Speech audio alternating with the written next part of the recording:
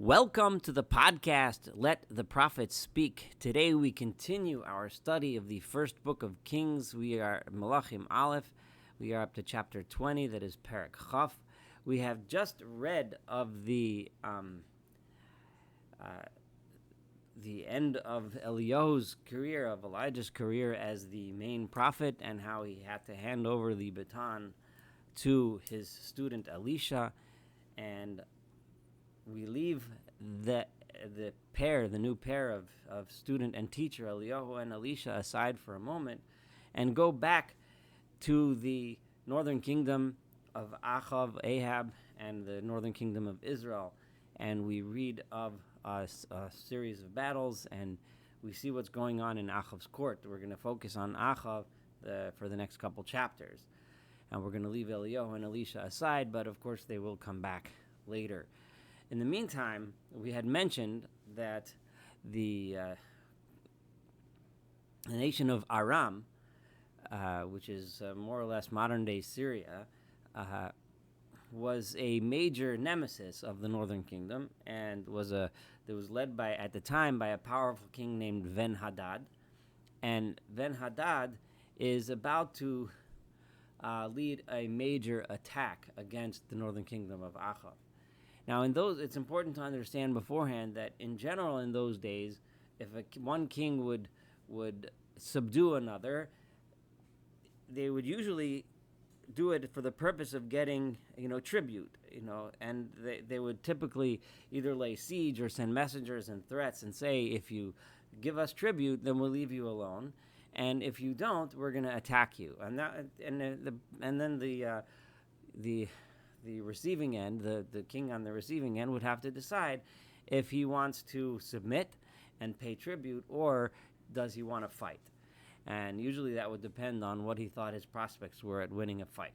Now, this Ben-Hadad, the king of Aram, we're going to see what kind of a person he was in just a moment.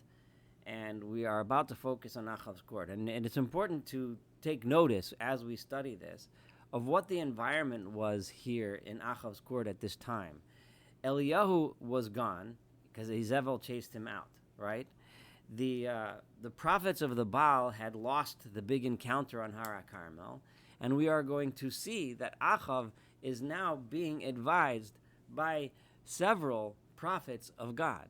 So it seems that Ahab is having a major turnaround here. We don't hear about Jezebel. We will a couple chapters from now. But she is clearly scheming and still in the world of her, in her pagan world of Baal and Asherah.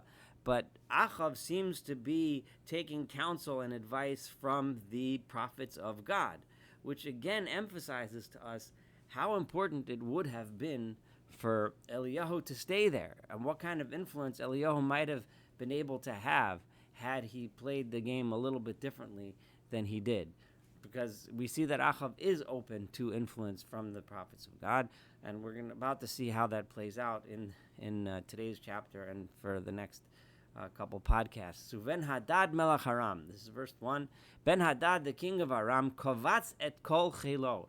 He gathered his entire army, ushloshim ushnayim melech ito, with an additional 32 other kings that he had gathered from the surrounding area, presumably, that had built an alliance with him.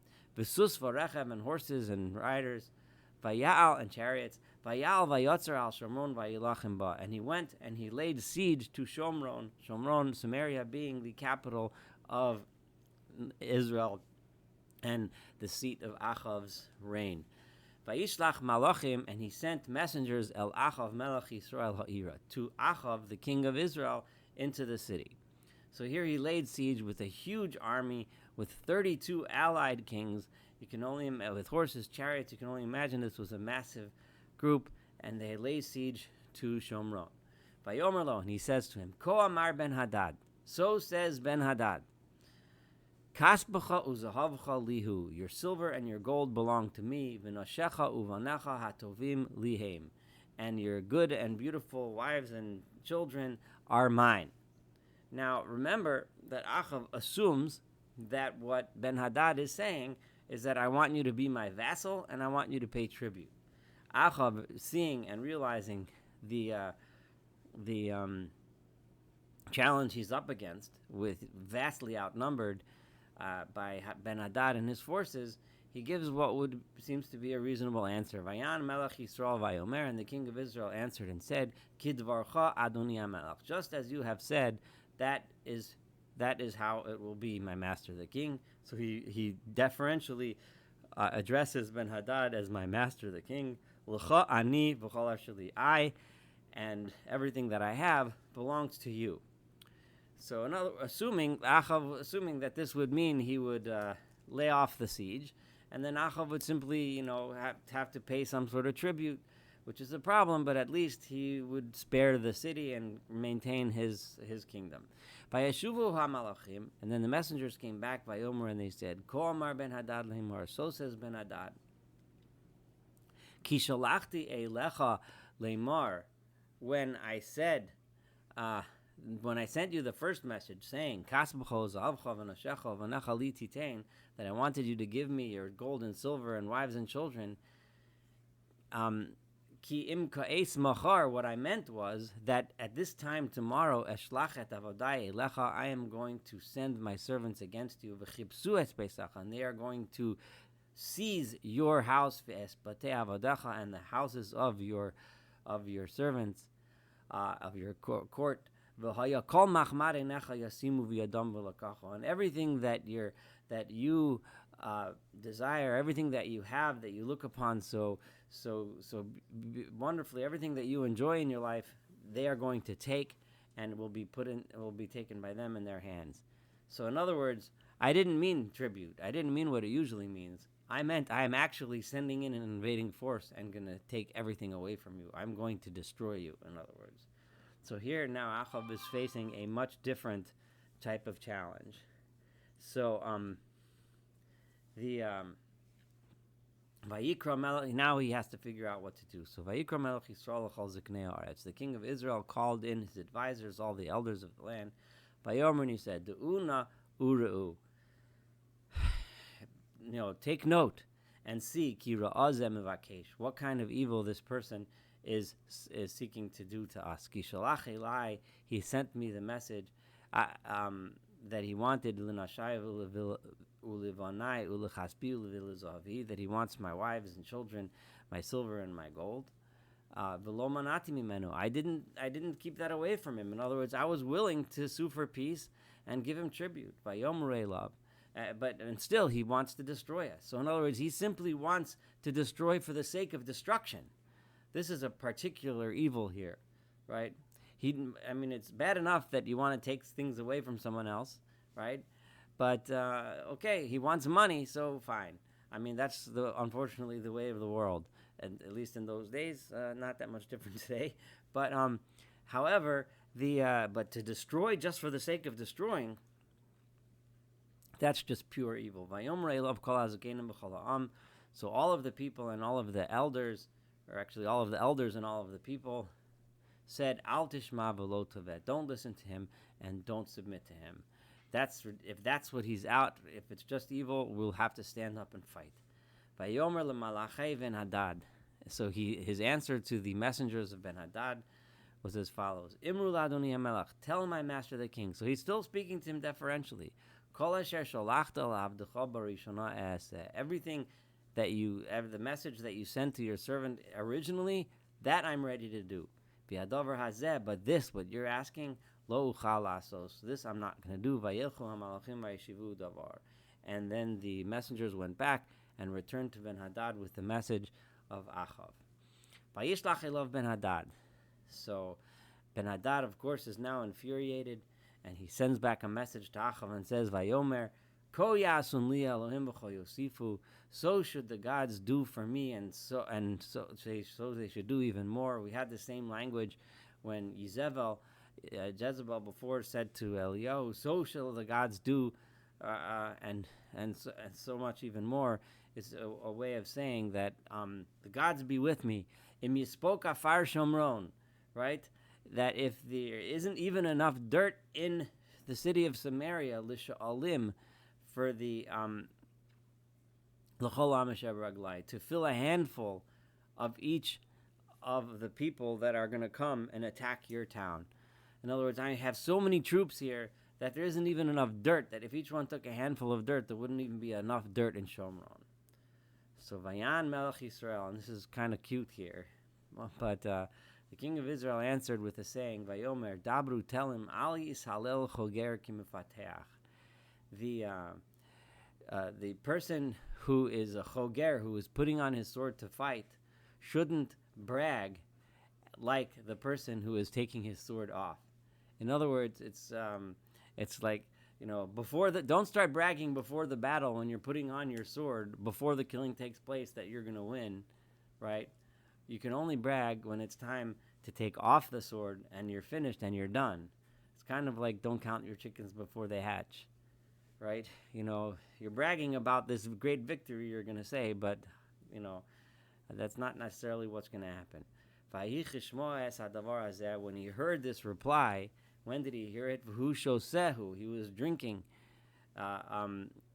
presumably wine or something intoxicating.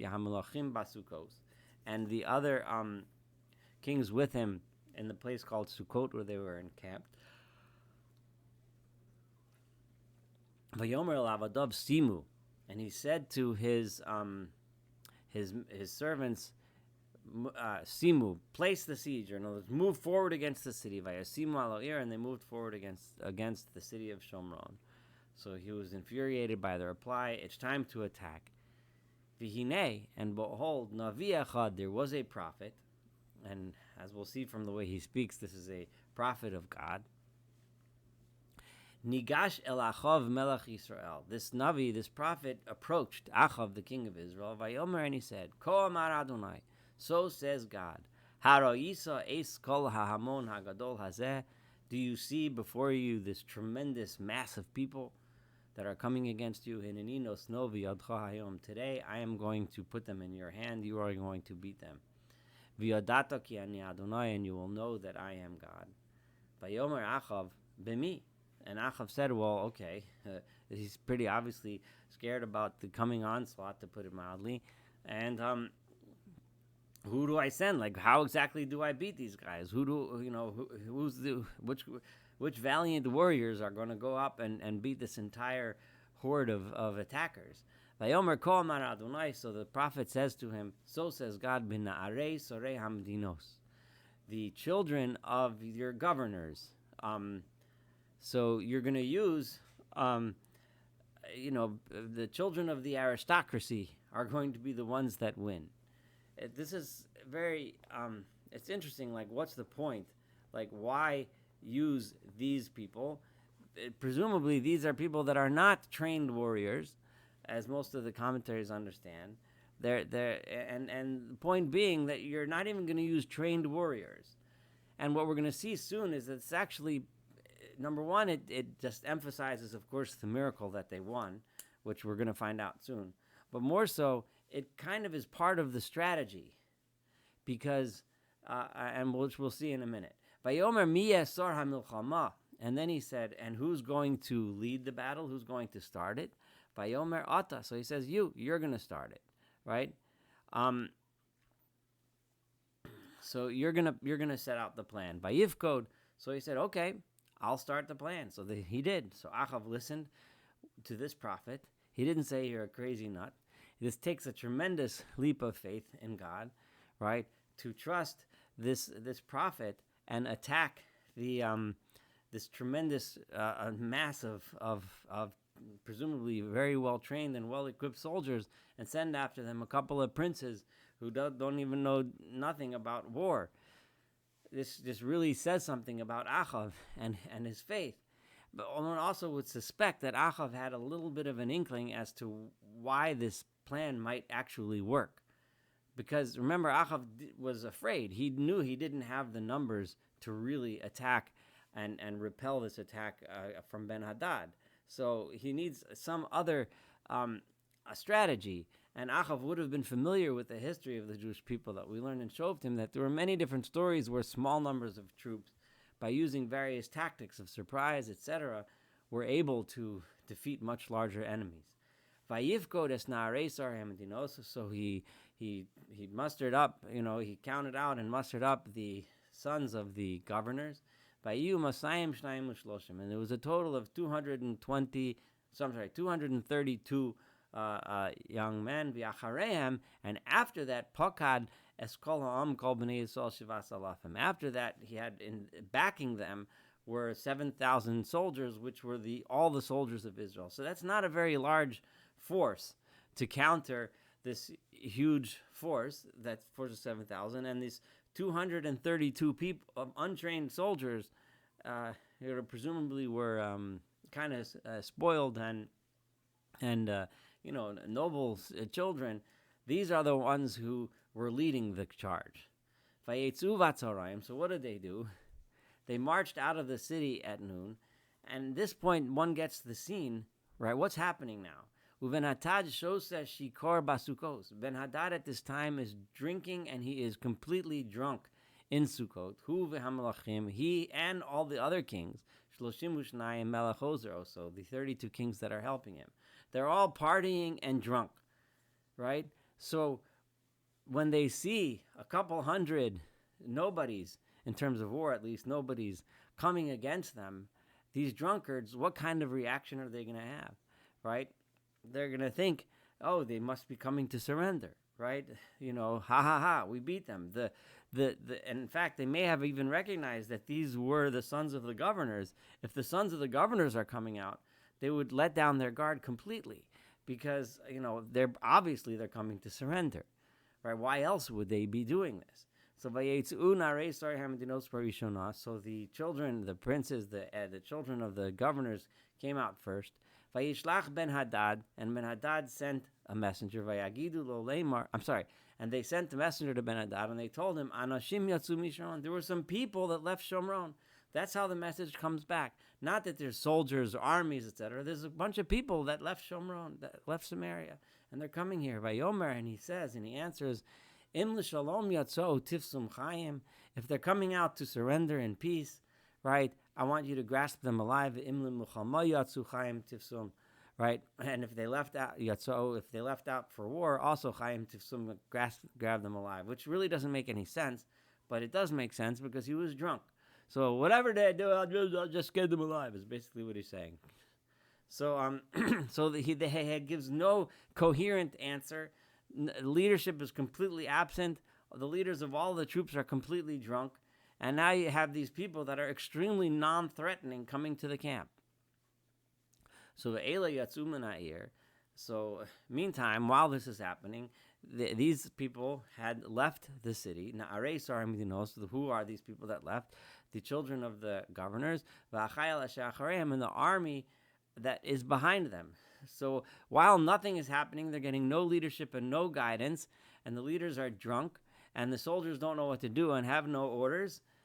Then, Vayaku Ish Isho, each person struck down. While they're thinking they're coming to surrender, they came to fight. And they started striking down the people that they confronted. Vayanusu Aram, and they all ran towards Aram. Vayirdefem Yisrael, and the people of Israel chased the Aramean armies. Vayimaleit Ben-Hadad melech Aram, and Ben-Hadad, the king of Aram, ran and escaped al susu farashim, on horses and with other riders, with other horse riders. Vayetze melech Yisrael, and then the king of Israel also left the city to fight. Vayaches asus v'yasarechev, and he struck down the horses and the chariots. V'hikova Aram makog gdola, and scored a tremendous victory and struck down many soldiers from the army of Aram. Vayigash Hanavi el Melech Yisrael. So the prophet then came to the king of Israel. This is not the end, is what he's about to say. This is a great victory. Vayomer lo, but he told him, Lechiz chazek, strengthen yourself. V'da'u re'ei eis asher ta'aseh. And you have to know very well. You really got to think this through. V'da'u re'ei, you got to think through and re'ei, and see the potential outcomes of what you do, because your next moves. Kila teshuvat hashana, when the next year comes around, Melech Aram oleh alecha, the king of Aram is going to be back attacking you. Be ready for the next battle. So think, get ready, don't celebrate too much this victory, because this is a very good victory, but a very temporary victory. So hang in there. So here we see Ahab being very successful. We see all of the drama with all of the prophets of Baal and everything is completely gone as far as we can see from Ahab's house. We see Ahab taking guidance from the prophets of God, and we see Ahab leading the people in a daring and highly successful counter attack against an invading army, and a tremendous leap of faith on the part of Ahab, and incredible planning, which was inspired by, and the idea given to him by, the prophet from God. This is a very different Ahab than we're used to, and a completely different picture of the Ahab who was being counseled by his wife and the prophets of Baal and Asherah. In the next, this will be the end. I'm going to complete this podcast here. This is the first half of chapter 20. In the next podcast, we'll study the second half of chapter 20 together. Looking forward to studying it together and the rest of this beautiful book. Thank you so much for studying with me, and have a wonderful day.